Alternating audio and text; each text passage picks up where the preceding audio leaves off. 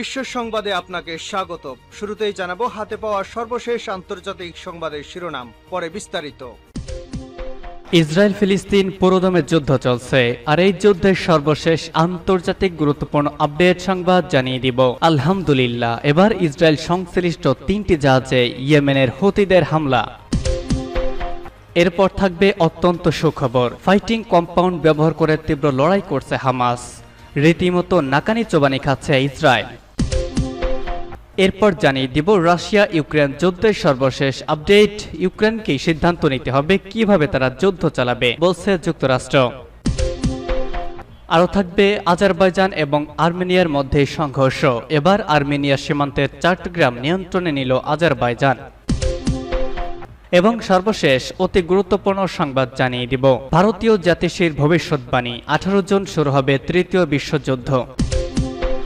এবার ইসরায়েল সংশ্লিষ্ট 3টি জাহাজে হুতির হামলা। ইয়েমেনের হুতি বিদ্রোহীরা ইসরায়েল সংশ্লিষ্ট 3টি জাহাজে হামলা চালানোর দাবি করেছে। হুতি মুখপাত্র ব্রিগেডিয়ার জেনারেল ইয়াহিয়া সারি বিষয়টি নিশ্চিত করেছেন। গাজার সমর্থনে আয়োজিত বড় এক সভায় এই ঘোষণা দিয়েছেন সারি জানিয়েছেন, প্রথম অভিযানটি চালানো হয় আরব সাগরে MSC আলেকজান্দ্রিয়া নামের একটি জাহাজ লক্ষ্য করে।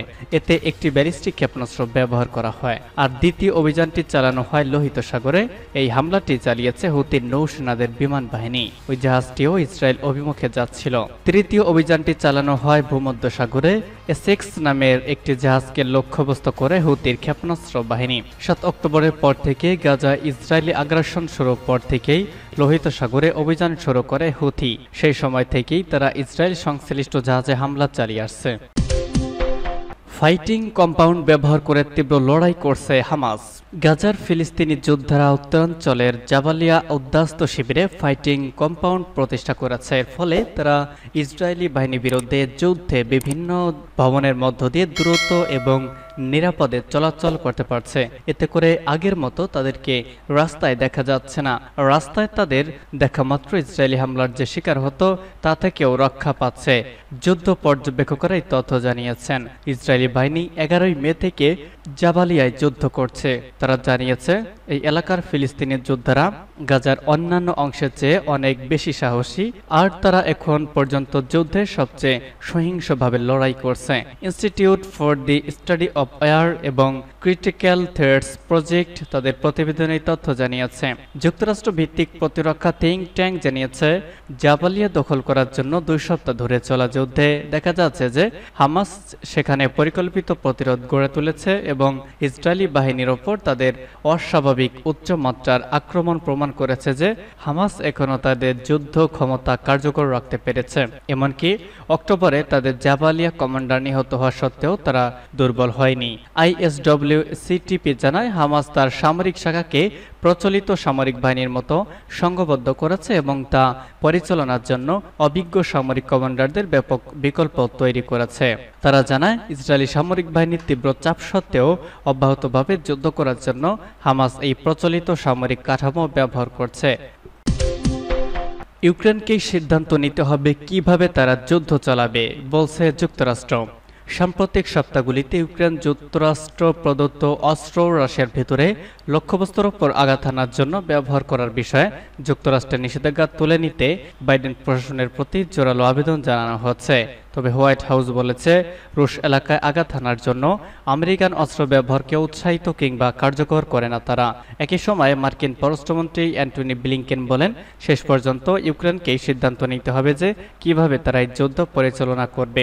ইউক্রেনকে অস্ত্রায়নের ব্যাপারে যুক্তরাষ্ট্র তার ভূমিকাকে কিভাবে দেখে এবং কেন কর্মকর্তারা একথা জোর দিয়ে বলেন যে রাশিয়ার লক্ষ্যবস্তুর ওপর আঘাত হানার জন্য আমেরিকান অস্ত্র ব্যবহার করা যাবে না। সে সম্পর্কে ভয়েস অব আমেরিকার ইউক্রেন বিভাগ মার্কিন পররাষ্ট্র দপ্তরের মুখপাত্র ম্যাথু মিলারের সঙ্গে কথা বলেছে। ইউক্রেনের প্রতিরক্ষার জন্য তার যা প্রয়োজন তা যুক্তরাষ্ট্র কেন দিতে থাকবে এবং তিনি আগামী মাসগুলোতে ন্যাটো ও ইউক্রেনের সম্পর্কের বিবর্তনকে কিভাবে দেখেন সেসব বিষয় নিয়ে মিলার কথা বলেছেন।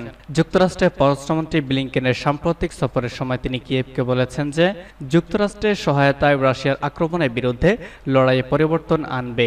তিনি ইউক্রেনের বিজয়ের ব্যাপারে একটা দূরদৃষ্টি তুলে ধরেছেন। 2.5 বছর যুদ্ধের পর এই কৌশল কি ঠিক? আমরা বরাবর বিশ্বাস করে এসেছি যে ইউক্রেন এই সংঘাতে জয়লাভ করতে পারবে, জয়লাভ করবে। আমরা দেখেছি কিয়েভের উপকণ্ঠ থেকে ইউক্রেনের সেনাবাহিনী রাশিয়ার বাহিনীকে প্রতিরোধ করেছে। আমরা দেখেছি রাশিয়া প্রথম দিকে যে অঞ্চল দখল করেছিল তার অর্ধেকেরও বেশি অঞ্চল ফিরিয়ে এনেছে, আর আমরা তাদের সাহসের সঙ্গে লড়তে দেখেছি। আমরা এও দেখেছি ইউক্রেন কিভাবে তার অর্থনীতিকে পুনরুদ্ধার করছে যাতে দেশটি তার নিজের পায়ে দাঁড়াতে পারে। আর ব্লিংকেনের সফরের অন্যতম গুরুত্বপূর্ণ বিষয় ছিল ইউক্রেন কূটনৈতিক, সামরিক, অর্থনৈতিকভাবে সফল হতে যা করতে পারে তার প্রতি আলোকপাত করা। আর্মেনিয়া সীমান্তে 4টি গ্রাম নিয়ন্ত্রণে নিল আজারবাইজান। আর্মেনিয়া 4টি সীমান্ত গ্রাম আজারবাইজানে ফিরিয়ে দিয়েছে। একটি চুক্তির অধীনে গতকাল আর্মেনিয়া সীমান্তবর্তী গাজাখ জেলার 4টি গ্রামের নিয়ন্ত্রণ নিয়েছে আজারবাইজানের সীমান্ত পরিষেবা। এই তথ্য জানিয়েছেন আজারবাইজানের উপপ্রধানমন্ত্রী শাহিন মোস্তাফায়েভ। মোস্তাফায়েভ বলেছেন, সীমান্ত চুক্তির অধীনে আজারবাইজানকে ফেরত দেওয়া এই অঞ্চলের আয়তন ছিল 6.5 বর্গ কিলোমিটার সমান 2.5 বর্গ মাইল। এর আগে এপ্রিলে জনবসতিহীন গ্রামগুলোকে আজারবাইজানের কাছে ফিরিয়ে দেওয়ার কথা বলেছিল আর্মেনিয়া। এদিকে 4টি গ্রাম হস্তান্তর করার সিদ্ধান্তের বিরুদ্ধে আর্মেনিয়ায় বিক্ষোভে নেমেছেন প্রতিবাদকারীরা। দেশটির প্রধানমন্ত্রী নিকোল পাশিনিয়ানকে পদত্যাগ করার আহ্বান জানিয়েছেন তারা। 3 দশকেরও বেশি সময় ধরে সংঘর্ষে লিপ্ত আজারবাইজান ও আর্মেনিয়া। এই চুক্তিটি দেশ দুটির মধ্যে সম্পর্ক স্বাভাবিক করার পথে এটি একটি গুরুত্বপূর্ণ পদক্ষেপ বলে মনে করা হচ্ছে। আর্মেনিয়া নিরাপত্তা পরিষেবা গতকাল এক বিবৃতিতে জানায় তাদের সীমান্ত রক্ষীরা আনুষ্ঠানিকভাবে গ্রামগুলোর নিয়ন্ত্রণ নিয়েছে। এদিকে আজারবাইজানের উপপ্রধানমন্ত্রী শাহিন মোস্তাফায়েভ বলেছেন, তাদের দেশের সীমান্ত রক্ষাকারীরা 4টি বসতির নিয়ন্ত্রণ নিয়েছে, যা আজারবাইজান বা আজারিয়ানদের কাছে বাঘানিজ আইরোম, আসাগি, এস্কিপাড়া, হেইরিমলি ও কিজিল হাসিলি নামে পরিচিত। ভারতীয় জাতিসের ভবিষ্যৎবাণী, 18 জন শুরু হবে তৃতীয় বিশ্বযুদ্ধ। 2টি বিশ্বযুদ্ধ দেখে ফেলেছে পৃথিবী, তাদের ভয়াবহতা কতটা সেটাও হাড়ে হাড়ে টের পেয়েছে মানবজাতি। সম্প্রতি ইসরায়েল হামাস সংঘাত, ইরান ইসরায়েল দ্বন্দ্ব ও রাশিয়া ইউক্রেন যুদ্ধের মতো পরিস্থিতি দেখে অনেকেই মনে করছেন আরেকটি বিশ্বযুদ্ধ আসন্ন। কিন্তু কবে হবে সেই যুদ্ধ? সম্প্রতি ভারতের এক জ্যোতিষী তৃতীয় বিশ্বযুদ্ধ শুরুর দিন তারিখ জানিয়ে দিয়েছেন। তার মতে তৃতীয় বিশ্বযুদ্ধ শুরু হতে বাকি আর মাত্র কয়েক সপ্তাহ। যে ভারতীয় জ্যোতিষী এই ভবিষ্যৎবাণীটি করেছেন তার নাম কুশল কুমার। অনলাইন ভিত্তিক জনপ্রিয় প্রকাশনা প্ল্যাটফর্ম মিডিয়া অ্যাকাউন্ট অনুযায়ী তিনি একজন বৈদিক জ্যোতিষী।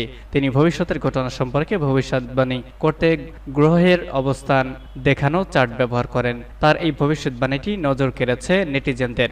সম্প্রতি মিডিয়াতে একটি পোস্ট করেছেন, সেখানে কুশল জানিয়েছেন শীঘ্রই গোটা বিশ্বে একটি যুদ্ধের পরিস্থিতি তৈরি হবে। কোরিয়া, চীন, তাইওয়ান, মধ্যপ্রাচ্য, ইউক্রেন রাশিয়ার মধ্যে যুদ্ধ পরিস্থিতি আরও মারাত্মক আকার ধারণ করবে। তার মতে কয়েকটি দেশে আবার এমন পরিস্থিতি তৈরি হবে যে সেখানে শাসন ক্ষমতায় থাকা দলগুলো তাদের ক্ষমতা ধরে রাখতে রীতিমতো নাকানি চোবানি খাবে। সে কারণে অনেক রাষ্ট্রনেতা পরিস্থিতির সঙ্গে মানিয়ে নিতে না পারে পদত্যাগ করতে বাধ্য হবেন। তিনি বলেছেন, 2024 সালের মধ্যেই বিশ্বজুড়ে যুদ্ধ পরিস্থিতি সৃষ্টি হওয়া নিয়ে উদ্বেগ রয়েছে। বিশেষ করে 8টির মেয়ের কাছাকাছি কোরিয়া, চীন, তাইওয়ান ও মধ্যপ্রাচ্যের মতো যুদ্ধের ফ্রন্টে উঠে আসবে ইসরায়েল। তিনি আরো বলেছেন, গ্রহগুলোর সমসাময়িক গতিবিধি নির্দেশ করে যে বিশ্ব খুব ভঙ্গুর সময়ের দিকে ধাবিত হচ্ছে। এমন অবস্থায় যুদ্ধবিশ্ব শুরু হওয়ার সম্ভাবনা সবচেয়ে বেশি রয়েছে চলতি বছরের 18 জুনে, তবে 10 ও 29 জুনেও এর প্রকাশ ঘটতে পারে। ইতিমধ্যেই এই জ্যোতিষী কুশল কুমারের ভবিষ্যৎবাণী সোশ্যাল মিডিয়ায় ভাইরাল হয়েছে। আগেও একাধিক জ্যোতিষী ভারতসহ গোটা বিশ্বের বিভিন্ন বিষয়ে ভবিষ্যৎবাণী করেছেন। ঘটনাক্রমে সেগুলোর কিছু কিছু মিলেও গেছে। এবারে তৃতীয় বিশ্বযুদ্ধের ভবিষ্যৎবাণী কতটা মিলবে তা সময়ই বলে দিবে।